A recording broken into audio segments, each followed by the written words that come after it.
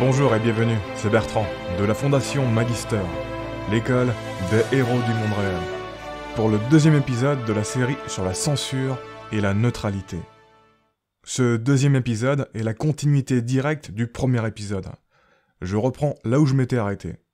En gros, dans le premier épisode, je vous expliquais que dans un système idéalement régulé, les informations de basse qualité ne devraient pas avoir la possibilité de se propager et de devenir virales. Je vous disais que la régulation peut contre-intuitivement mener à plus de neutralité et non moins de neutralité. Je vous disais par exemple que, dans un système idéalement régulé, le complotisme de bas étage devrait être censuré. Ce qui ne veut pas dire qu'on ne pourrait plus créer du contenu sur les complots, mais qu'on devrait le faire sérieusement. Et pour comprendre le pourquoi de tout ça, je vous invite à consulter les arguments de ce premier épisode, et du second, celui que vous écoutez actuellement.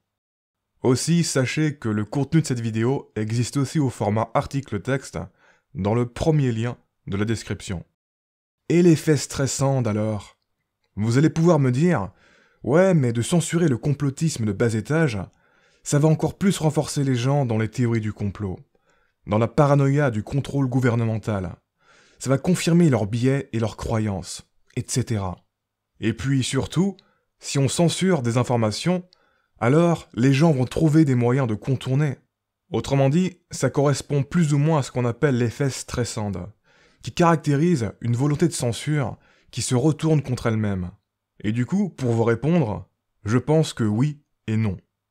Mais surtout, non. Parce qu'on peut diviser les complotistes en deux, les acteurs et les vecteurs. Les acteurs du complotisme, ce sont en gros les extrémistes du complot. On retrouve dans cette catégorie les théoriciens et les producteurs de contenu complotiste. Alors que les vecteurs du complotisme, ce sont juste des gens qui lisent et partagent les contenus complotistes. Ils ne sont ni théoriciens ni producteurs. Les acteurs du complotisme sont minoritaires. Ce sont les vecteurs qui forment la masse des complotistes.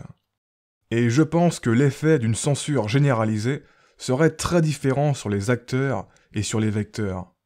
S'il y a une censure généralisée, je pense que les acteurs du complotisme, ils vont continuer dans leur activisme. Ça va être de l'engrais pour eux. Ils vont trouver des moyens de contourner la censure, peu importe la friction.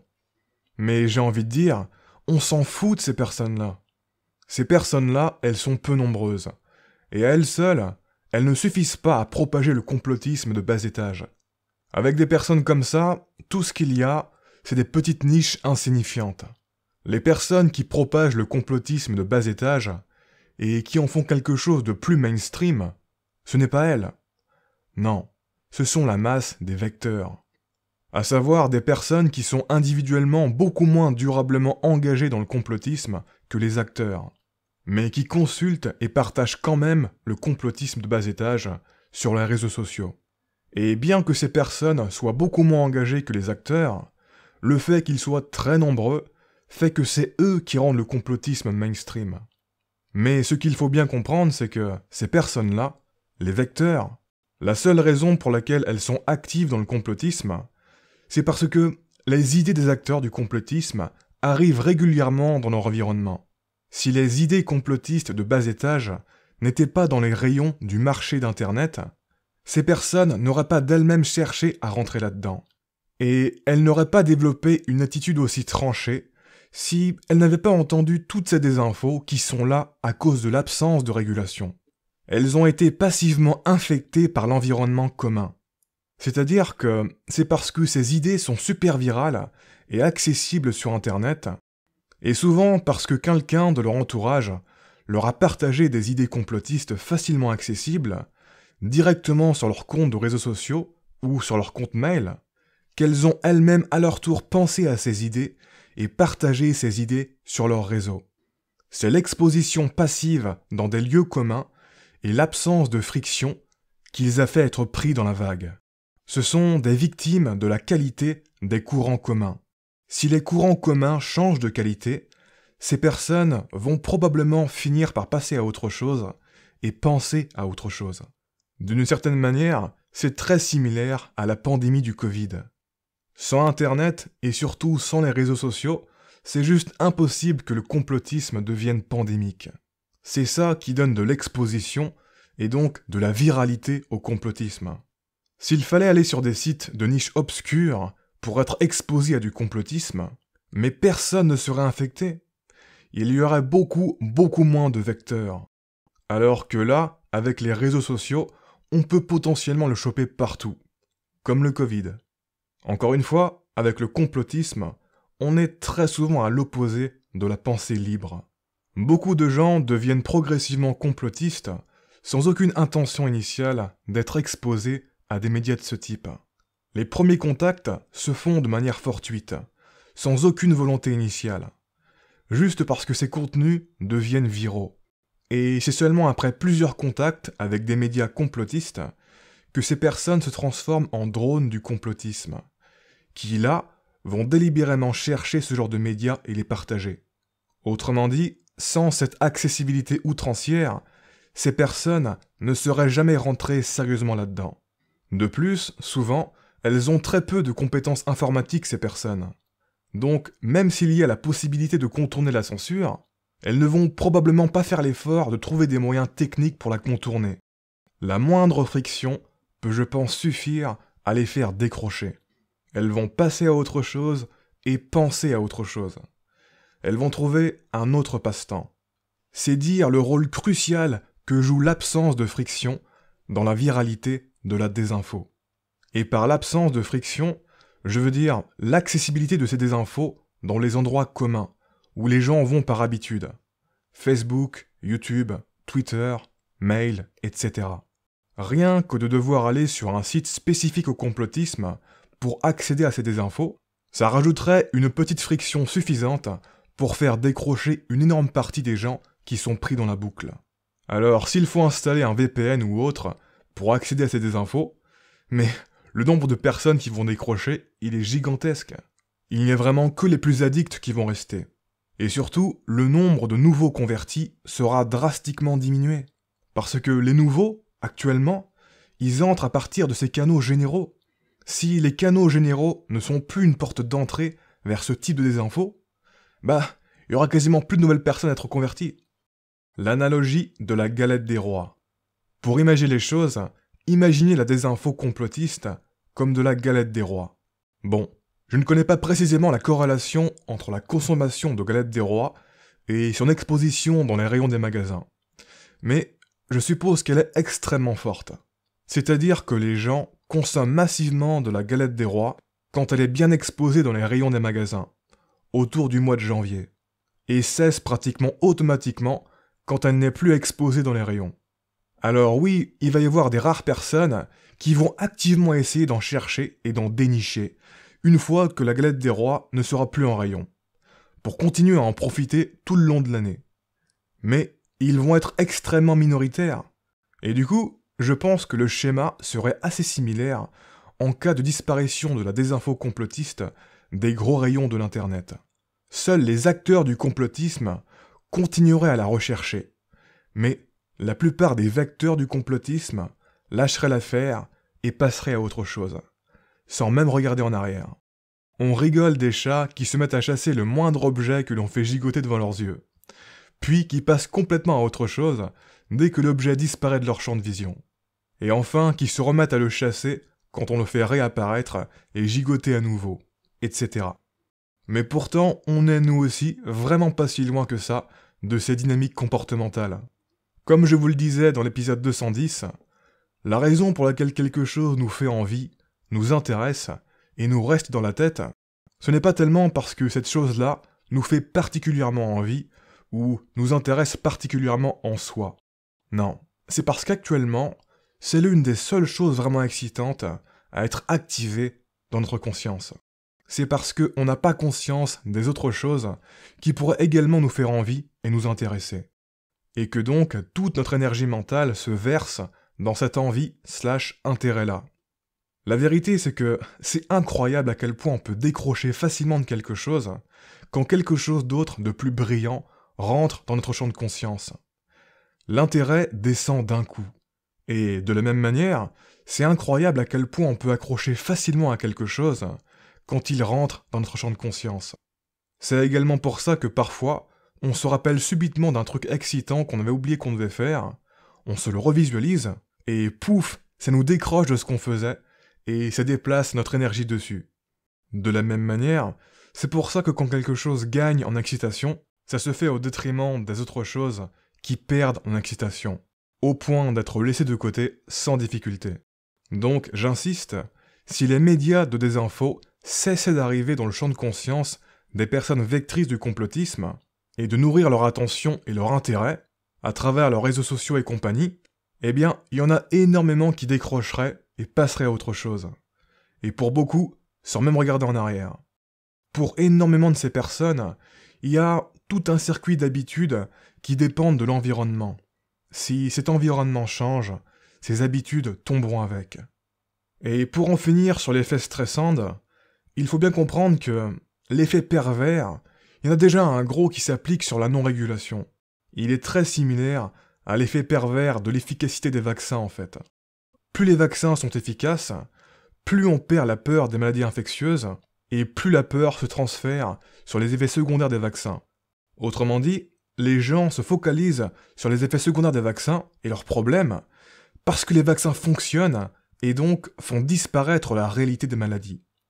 Ce qui est similaire, c'est que les gens se focalisent sur la censure, parce que l'absence de régulation est telle qu'il existe plein de fausses idées sur la réalité qui sont répandues, et notamment des fausses idées sur la censure.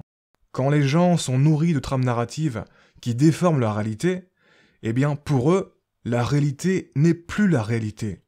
Par conséquent, toute information relatant avec justesse la réalité leur semblera déformée et manipulée, parce qu'elle ne correspond pas au modèle de réalité qu'on leur a instillé. Et il en va de même pour ce qui n'est pas informé. Si les médias mainstream ne parlent pas de choses qui sont pourtant présentes et importantes dans leur modèle de la réalité, eh bien, c'est qu'ils cachent la réalité. Et donc, à partir de là, ces gens vont logiquement penser qu'il y a de la manipulation de l'information, et donc de la censure. Alors que ce ne serait jamais arrivé s'ils n'avaient pas été nourris d'un faux modèle de la réalité. C'est le contraste qui fait que ça leur vient à l'esprit. C'est une façon de résoudre la dissonance. Dissonance qui existe seulement à cause de la désinfo. Donc, de la même manière que les vaccins sont victimes de leur succès, la liberté est victime de son succès. Parce que beaucoup de gens profitent de la liberté d'expression et de l'absence de régulation pour colporter et faire croire qu'in fine, il n'y a plus de liberté. Il existe de la censure de masse, etc. Autrement dit, s'il y a toute cette focalisation sur la censure, c'est parce qu'il n'y en a pas vraiment, et que les gens sont nourris de fausses théories sur la réalité. Fausses théories qui laissent penser qu'il existe de la censure. Et s'il y avait vraiment de la censure, ces fausses théories ne seraient pas accessibles, et donc ne pourraient pas focaliser l'esprit des gens sur la censure. Et c'est pour toutes ces raisons que je ne crois pas vraiment à l'effet stressant pour ce qui est de la régulation des infos. Je vois d'autres problèmes sérieux avec la régulation, mais pas celui-là. Le parallèle de la régulation des drogues. De bien des manières, les idées toxiques sont comme des drogues narratives. Elles stimulent les gens psychologiquement, et ils y deviennent rapidement addicts. Les croyances associées à ces trames narratives, et la nutrition régulière de ces croyances, jouent un rôle systémique dans la vie des gens qui les consomment, et notamment dans leur économie émotionnelle. Ils comblent des besoins psychologiques qui ne sont pas remplis, en donnant une sorte de mission de vie aux gens notamment. Ils permettent également d'ancrer toutes les énergies négatives, les frustrations, les colères, la haine, etc., contre des cibles, des ennemis communs. Du coup, ils donnent également le sentiment d'appartenir à une communauté, unie par une mission commune. Tout ça, c'est très stimulant psychologiquement. Ce qui fait qu'une fois qu'une personne rentre là-dedans, en général, c'est très difficile de la faire sortir. Il faudrait remplacer la fonction que jouent ces croyances par quelque chose d'autre, et non les enlever sans chercher à les remplacer. Le premier problème, c'est que si la personne s'est attachée à ça en premier lieu, c'est que justement, elle n'avait probablement pas autre chose pour remplir ses besoins psychologiques. Et donc, elle va y être très attachée émotionnellement. Et le second problème, plus important, c'est que les croyances associées aux fausses trames narratives sont en quelque sorte hyper bon marché pour couvrir certains besoins psychologiques. Et ce sont en plus ce qu'on appelle des stimuli supranormaux, l'équivalent du porno mais pour d'autres parties du cerveau. Ce qui fait qu'une fois habitué à ça, c'est difficile de trouver quelque chose de compétitif pour remplacer leur fonction. Et c'est pour ça que c'est de la désinfo en premier lieu d'ailleurs. Seul du surréel peut avoir un effet supranormal sur l'esprit. Pour avoir cet effet supranormal sur la durée, ces trames narratives sont forcées de se décaler du réel. En gros, ce sont des trames narratives qui exploitent et profitent de la détresse des gens. Elles ont toutes les propriétés pour appuyer sur tous les boutons psychologiques et combler tous les besoins. Même si je pense qu'elles sont souvent produites inconsciemment par des personnes similaires, et non produites délibérément dans un but d'exploitation de manière prédatrice. Parfois, c'est très probablement le cas, cela dit. Les besoins non comblés finissent par créer naturellement leurs encres. De la même manière qu'un artiste va naturellement puiser dans ses sensibilités et ses blessures personnelles pour produire ses œuvres. Œuvres qui vont en quelque sorte lui apporter un sentiment de clôture. L'ombre commune de toutes les personnes qui sont sensibles à ce genre de trame narrative finit par donner vie à ces trames narratives. C'est une sorte de projet artistique collaboratif qui s'ignore en fait. L'ombre commune finit par créer de manière organique une sorte de monstre imaginaire. Et ce monstre imaginaire est son propre directeur. C'est lui qui tire les ficelles. Il évolue, il inspire et pousse les gens à créer ce genre de trame narrative, etc. Internet permet de créer l'algorithme qui va trouver toutes les propriétés qui ont le plus grand effet psychologique. C'est une variante de ce qu'on appelle le triabule, très similaire aux algorithmes évolutifs également. Il y a une compétition inconsciente dans les théories conspirationnistes, et une sélection naturelle derrière. Plus ça avance, plus c'est les théories qui appuient le mieux sur les boutons psychologiques qui vont grandir en population, quoi. Bref, du coup, pour s'en sortir, la véritable clé, c'est de ne jamais tomber dans ce genre de trame narrative en premier lieu.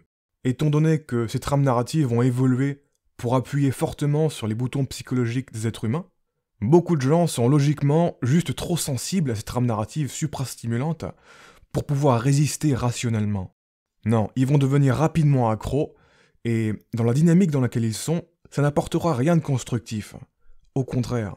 Mais bien sûr, avec les réseaux sociaux, la relative absence de régulation, et l'aspect viral des idées associées, encore une fois, l'effet stimuli supranormaux, il y a de plus en plus de personnes qui y sont exposées et qui se font prendre au piège.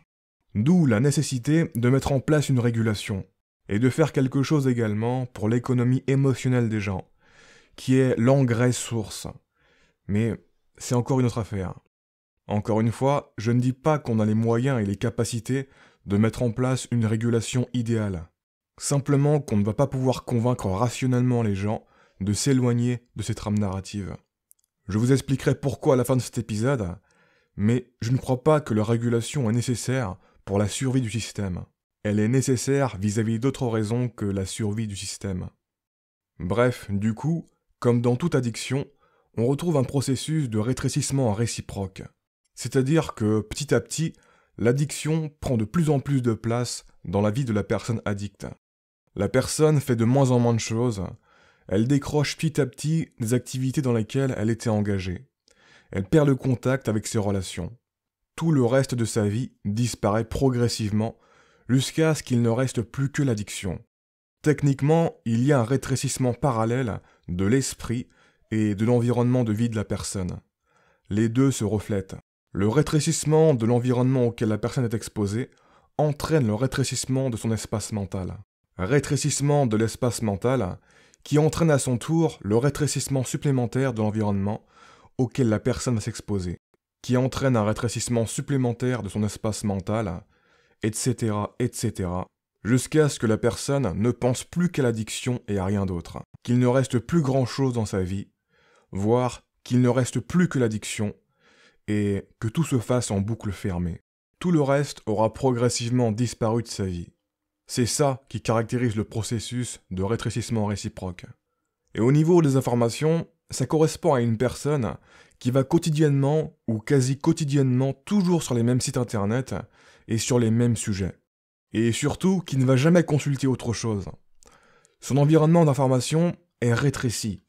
De la même manière, la personne va probablement être tellement obsédée par ça que ça va toujours revenir dans ses pensées et dans ses sujets de conversation avec les autres. Elle y repense tous les jours à ces sujets. Il n'y a pas de pause. Ces sujets ne quittent plus sa vie. Son espace mental est donc également rétréci. Mais du coup, cette focalisation ne va pas entraîner un isolement classique. Non, la personne va en quelque sorte s'isoler ensemble avec d'autres personnes qui partagent cette focalisation, formant ainsi une communauté hermétique. Au niveau des idées, ce rétrécissement réciproque se traduit du coup par ce que j'ai appelé la consanguinité idéologique dans des précédents épisodes, à savoir une reproduction des esprits en cercles beaucoup trop fermés et beaucoup trop voisins. La consanguinité idéologique est l'équivalent de la consanguinité biologique en termes de problèmes. Pour éviter les problèmes génétiques, il vaut mieux éviter de se reproduire avec sa famille, et encore moins uniquement avec sa famille, parce qu'on garde tous les défauts génétiques et qu'on empêche toute correction. Et c'est ce qui se passe avec la consanguinité idéologique. Quand les idées et les esprits se reproduisent en cercle fermé, l'intelligence diminue, le niveau diminue, les problèmes augmentent, etc. Bref, il y a une citation de Karl Marx qui dit que la religion est l'opium du peuple. Et le truc c'est que, de nos jours, je pense que la désinfo est devenue l'opium du peuple. Et cette drogue narrative qui est sur le marché de l'information, comme je vous l'ai expliqué dans le précédent épisode, dans l'idéal, elle devrait être contrôlée, parce qu'elle ouvre la porte à un paquet de problèmes. Pourquoi Internet a tout changé? Vous allez pouvoir me dire, encore une fois, et l'effet pervers du contrôle dans tout ça. Quid des pays comme la Hollande ou le Portugal, qui ont dépénalisé des drogues, et qui ont eu du succès en termes de contrôle de la consommation globale? Peut-on imaginer que le parallèle sera le même avec les drogues narratives? Et pour moi, la réponse est non. On ne peut pas imaginer que le parallèle sera le même. Et je vais vous expliquer pourquoi. Déjà, il faut préciser les choses vis-à-vis de la dépénalisation dans ces pays. Ok, la possession et la consommation de drogue est dans une certaine mesure dépénalisée criminellement, mais, à ma connaissance, c'est toujours très régulé. Si tu te fais choper avec de la drogue dans ces pays, tu n'es certes pas considéré comme un criminel, mais tu es considéré comme un potentiel malade. Et c'est ça qui compte. Tu ne peux pas te procurer et consommer de la drogue partout et dans les quantités que tu veux. Très très loin de là. Si tu es contrôlé, on ne te laisse pas repartir sans rien. Non, tu as des peines administratives qui vont au minimum te dissuader un peu. Et surtout, tu ne peux pas redealer ton stock. On est très très loin d'une liberté totale dans ces pays. Et surtout, on est très loin de considérer la drogue comme quelque chose de tout à fait acceptable. Non, on voit davantage ça comme quelque chose dont les consommateurs sont des victimes. Mais en fait, ce que j'aimerais vous faire comprendre, c'est que quand bien même il y aurait une liberté totale dans ces pays, et qu'ils auraient le même succès qu'ils ont eu, eh bien, les conditions ne seraient toujours pas du tout comparables avec la liberté des contenus sur Internet, avec la liberté de prolifération des drogues narratives. Pour la simple et bonne raison que la drogue que l'on met dans son corps n'est pas accessible instantanément depuis notre maison comme la drogue que l'on met dans son esprit. Et ce point fait absolument toute la différence dans la nécessité de mettre en place une stratégie de contrôle. Je veux dire, imaginez que les drogues dures soient autant accessibles que les drogues narratives sur Internet. Imaginez que d'un seul clic, on puisse manifester physiquement de la drogue à consommer ici et maintenant. Et que, de la même manière, on ait juste à cliquer encore pour en avoir d'autres. Imaginez également que chaque consommateur puisse potentiellement devenir un dealer. Là, les problématiques seraient mises à égalité. Et sans régulation, la consommation et ses dérives seraient probablement complètement hors de contrôle. Autrement dit, le fonctionnement d'Internet change complètement la donne. Avec Internet, la friction entre le désir de consommation et l'assouvissement du désir de consommation, elle est proche de zéro. On a juste à cliquer depuis chez soi. C'est instantané. Avec les drogues pour le corps, cette friction entre le désir de consommation et l'assouvissement du désir, Elle est proche de zéro elle aussi, mais seulement quand il nous reste du stock à la maison. Donc en quantité limitée. Et c'est ça qui nous donne des ouvertures pour sortir de la boucle. Parfois, notre stock est vide. Et quand le stock est vide, eh bien, on ne peut plus assouvir le désir de manière instantanée. Pour retourner dans la boucle, il faut se déplacer, aller au bon endroit, payer, etc. Ce qui nous mène à une autre différence super importante. Le coût. Plus tu consommes de drogue pour le corps, plus ça a un coût financier. La drogue narrative pour l'esprit, quant à elle, est globalement gratuite. Et elle est en abondance quasi illimitée. Alors que la drogue pour le corps est précieuse, car en quantité limitée. Ce qui va t'inciter toi-même à réguler ta consommation pour que ce soit viable financièrement. Avec les drogues narratives, il n'y a pas cette incitation à s'auto-réguler.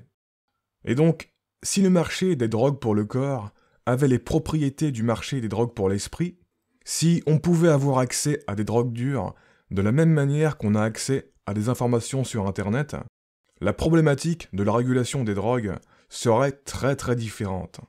Aucun pays n'aurait la fantaisie de croire qu'on peut se passer d'une régulation forte. Les contraintes matérielles des drogues pour le corps et de leur marché, elles modulent et contraignent énormément les dynamiques de consommation et les dérives qui vont avec. C'est une sorte de régulation naturelle et indirecte. D'ailleurs, l'impact des contraintes matérielles est démontrable, car les contraintes matérielles ne sont pas les mêmes partout. En effet, pourquoi la consommation de drogue n'est pas équivalente partout dans le monde? Pourquoi est-elle localisée? Réponse, parce que les réseaux de drogue ne sont pas développés et implantés partout pareil. Les villes où il y a les réseaux de drogue les plus développés sont celles qui ont le plus de problèmes avec la drogue. Alors imaginez une ville où on pourrait avoir de la drogue en restant chez soi, sans passer par un dealer. Cette ville serait rapidement bourrée de camés. L'Eldorado des camés. La capitale des camés. La friction d'accès est bien souvent le seul rempart contre le développement de toutes sortes d'addictions nocives. Ce qui est pourquoi, encore une fois, la régulation du marché des infos est, je pense, essentielle. Vu qu'actuellement, il n'y a aucune friction pour accéder à une abondance de désinfos qui se renouvelle chaque jour. Il est essentiel de mettre de la friction dans l'accès à la désinfo. Après, ce qui joue contre la régulation des drogues narratives, c'est l'image qu'en ont les gens. Et en fait, c'est ce qui en fait un vrai problème en fait. La consommation de drogues narratives, ça ne semble vraiment pas si grave pour la santé et la vie de l'individu, ni ne jouer grand-chose dans les premiers ordres temporels. Alors que les drogues pour le corps, tu as quand même très vite des soucis assez évidents sur la santé et la vie. Même celui qui en consomme beaucoup sait que ce n'est pas anodin.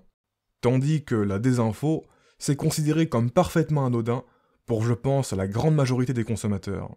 C'est même considéré comme bon en fait. Surtout si c'est pour contrer la censure, pour diffuser la vérité, etc. Il faut en consommer et en partager le plus possible.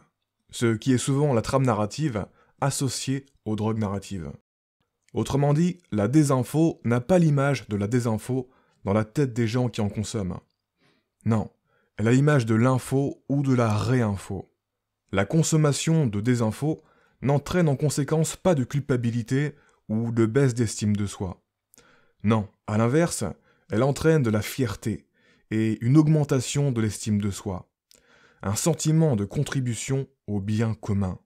Ce genre de délusion, pratiquement aucun consommateur de drogue pour le corps ne l'a bien sûr.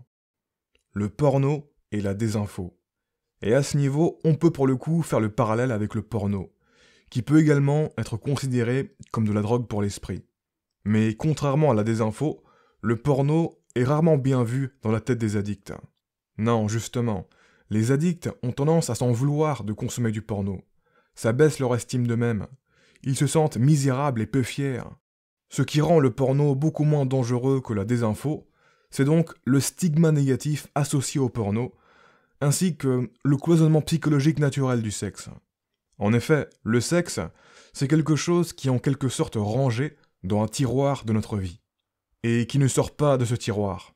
C'est quelque chose de très privé, quelque chose que l'on garde pour soi, alors que tout ce qui est désinfo, complotisme de bas étage, etc., c'est public. C'est considéré comme de l'intérêt public d'ailleurs. Ça envahit la vie personnelle et sociale de l'individu. Et donc, ça se propage.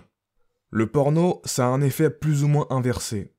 Ça fait grossir la place que prend le contexte sexuel, naturellement isolé du reste, dans la vie de l'individu, au détriment du reste. Imaginez si les gens partageaient du porno comme ils partagent des infos complotistes, notamment sur leurs comptes de réseaux sociaux. On serait envahi.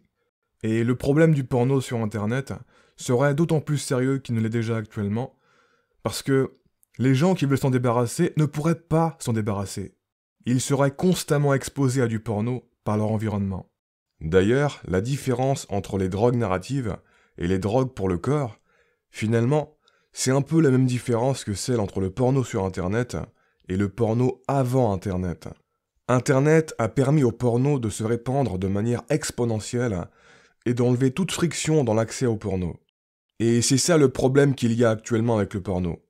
C'est pas tellement le porno, c'est la dérégulation du porno entraînée par Internet. Je pense qu'avant Internet, pratiquement personne, à part pour des raisons religieuses, ne se disait que le porno était dangereux et devait être contrôlé sous peine de créer des addictions. Et si pratiquement personne ne se disait ça, c'est en grande partie parce que le porno était déjà contrôlé de manière naturelle et indirecte par les systèmes de diffusion de l'époque. En effet, il fallait aller dans des endroits spéciaux ou acheter des revues. Et l'âge était contrôlé. De plus, il y avait le sentiment de honte qui freinait énormément de personnes. De la même manière, il y avait des horaires précis et limités à la télé, et souvent peu accessibles. Genre une fois par mois en plein milieu d'une nuit, un truc du genre. Qui plus est sur des chaînes payantes. Autrement dit, il y avait beaucoup de contraintes matérielles. Alors que quand tu es tout seul chez toi, et que c'est le porno qui vient à toi via Internet, quand tu veux et en quantité que tu veux, toute cette friction disparaît. De la même manière, le côté abondance et renouvellement régulier, c'est ça qui rend le porno sur Internet beaucoup plus addictif que le porno avant Internet. Dans le fond, le porno pré- et post-Internet sont similaires, mais sur la forme, ils n'ont rien à voir. Et cette différence de forme est une différence énorme. Le porno avant Internet impliquait des dynamiques beaucoup plus similaires avec les circuits de la drogue pour le corps. Dans les deux cas, il faut se déplacer dans des lieux précis pour en choper. Il faut payer, et le renouvellement est peu fréquent. Ce n'est pas totalement anonyme également. Alors que le porno sur Internet est similaire aux drogues narratives sur Internet. C'est instantané, totalement anonyme. Tu as accès depuis chez toi sans bouger, ni rencontrer personne. Le renouvellement est pratiquement infini et super rapide. Et tu peux facilement trouver tout ce que tu veux et plus encore. Il y a du contenu qui va répondre à tes fantaisies les plus intimes. Et tout ça complètement gratuitement. Bref, ce qui donne l'apparence de légèreté de l'accès à la désinfo et de sa prolifération par rapport aux drogues dures, c'est que les problèmes viennent surtout avec le temps et les effets cumulés. Je pense notamment au concept de terrorisme stochastique. C'est beaucoup plus subtil et vicieux que les drogues pour le corps. Et ça installe des dynamiques sur des ordres temporels éloignés. Il y a du lag, du délai dans l'émergence des conséquences. L'illusion du sacrifice. Encore une fois, je ne dis pas forcément que je suis pour la censure et la régulation. Non. Je dis que je ne suis pas pour, mais pas contre non plus. Autrement dit, je dis que c'est un dilemme, comme ceux dont je vous parlais dans l'épisode 237. On a le choix entre une option passive, c'est-à-dire ne rien faire, rester passif et laisser le mal arriver, et une option active, c'est-à-dire faire un moindre mal pour ne pas laisser le plus grand mal arriver. En l'occurrence, l'option passive, c'est ici de laisser des idées polluer la noosphère et mettre les gens en colère contre de faux problèmes.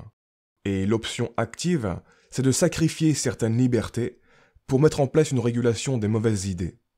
Et c'est un dilemme parce qu'on n'est pas certain que le moindre mal sera vraiment un moindre mal que le plus grand mal qu'il doit contrer.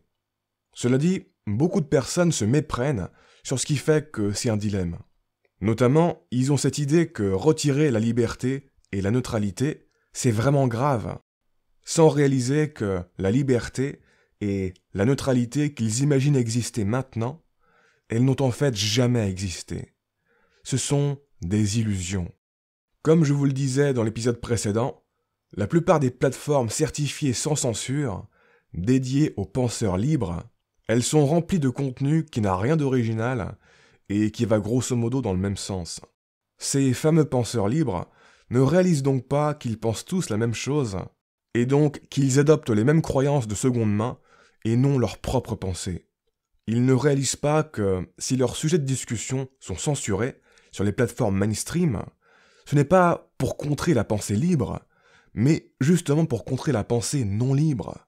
Des pensées toutes faites qui se répètent, qui infectent et qui se propagent sans réflexion critique, au point de devenir une pensée unique. Et donc, forcément, quand tu survalorises la liberté et la neutralité actuelle, eh bien, tu ne vois pas le dilemme. Tu choisis sans hésiter l'option passive, à savoir de ne pas mettre de régulation. La plupart des gens qui pensent comme ça sont souvent des libertariens extrêmes et ultra naïfs.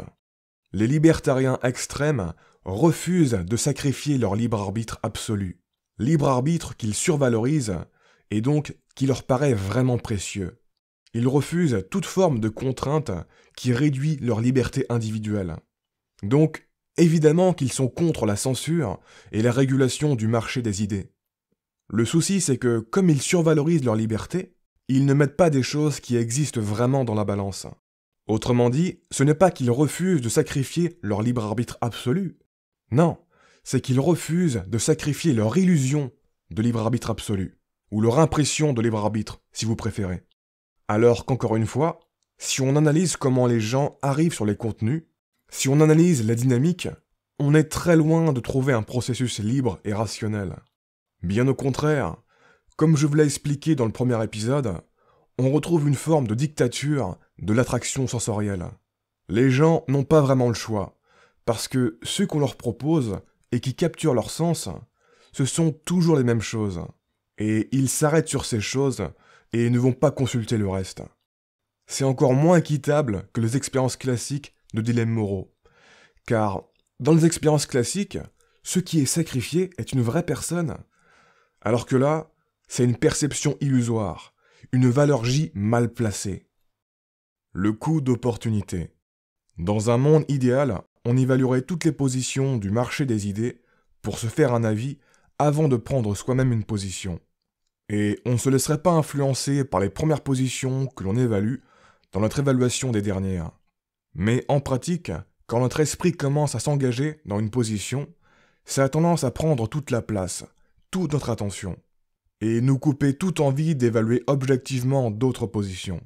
On a tendance à s'arrêter sur les premières positions qui engagent notre esprit. Donc, c'est crucial de faire en sorte que les premières positions sur lesquelles les gens tombent ne soient pas foncièrement fausses et ou toxiques. Je vous ai déjà dit dans des épisodes précédents qu'on ne réalise pas le coût d'opportunité que la moindre chose que l'on fait régulièrement peut avoir. On voit ce que ça nous apporte, mais on ne voit pas ce que ça nous enlève, ou plutôt ce que ça empêche d'arriver. Ça diminue notre excitation d'aller explorer et découvrir de nouvelles choses.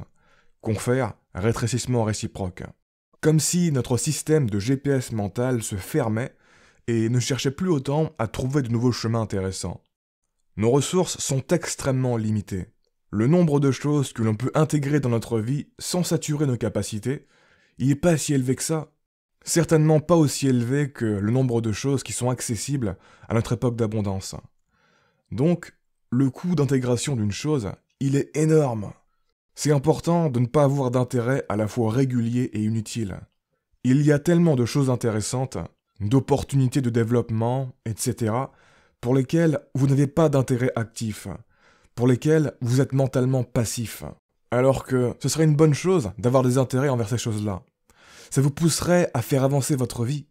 Avoir un intérêt pour quelque chose, et en particulier un intérêt régulier, c'est beaucoup plus exceptionnel que ça n'y paraît. Si vous prenez du recul, vous vous rendrez compte que, dans une même période, vous ne pouvez pas avoir d'intérêt pour beaucoup de choses différentes en fait. Notre espace mental est vite saturé et notre attention est très vite verrouillée. Les places sont extrêmement chères. Chaque intérêt prend une place limitée de votre capacité mentale. Alors c'est quand même triste qu'une grande part de l'humanité ait le complotisme de bas étage comme intérêt, quand on prend en compte que notre espace mental est vite saturé. Mais du coup, tu es pour la censure ? Pour terminer ce deuxième épisode, je reprends ce que j'ai déjà dit à la fin du dernier épisode. Je ne dis pas forcément que je suis pour la censure et la régulation. Non. Je dis que je ne suis pas pour, mais pas contre non plus. Par exemple, je ne suis pas pour la régulation, car je pense que malgré tout, la portée de la désinfo a une limite maximale, étant donné son décalage avec la réalité.